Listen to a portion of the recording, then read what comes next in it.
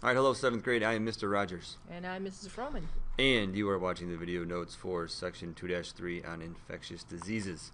And so these will be a short chunk of notes here. And we're talking about how these viruses and bacteria, how they can spread between people, I guess we're talking about mostly. And so there's kind of 4 big ways we'll look at here. Infectious diseases are spread by contact with an infected person. So that common cold, it's a lot of times it's the handshake. Yeah, that's after I wipe my nose. Things like that. So it could be sneezing a little bit, but a lot of times it's more the things we touch, I think, than anything That's else. why you try to sneeze In your, across your elbow. On my elbow. Then it's not getting on your hands. So if I sneeze in my hands, another way is contact with contaminated objects. So you are sharing straws at lunch or forks, things like that, where that saliva gets on there. That's a contaminated object. So things like strep throat are passed that way pretty easily. Now let me just talk about the other two. All right, contact with an animal like rabies. It's about rabies like bats. So if I get bit? If you get bitten by something that could be carrying rabies, you could get that rabies. And also Lyme disease, which is carried by ticks. So if you get it's the deer tick, they're really tiny, and you get bitten by that. There it is, spirilla right there. shaped. And then there's contact with environmental sources like food, water, soil. So if you drink contaminated water that has bacteria or viruses in it, you can get sick.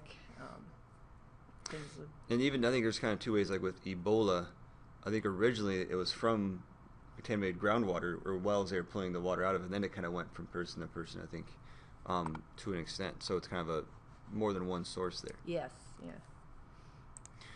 All right, so with these viruses, or a viral disease, there's no cure. Once you've got the disease, you have to we can treat the symptoms and try to alleviate them, but there's no medicine we can give you that will take it away. Not get rid of it. It's got to be your immune system's got to fight it off. But bacterial diseases, if it's caused by a bacteria, we can treat it with an antibiotic. So if you have a bacterial infection, it can be treated with different types of antibiotics, like penicillin would be the most common one out there. It's like if you have strep throat or an ear infection. Those are bacterial infections.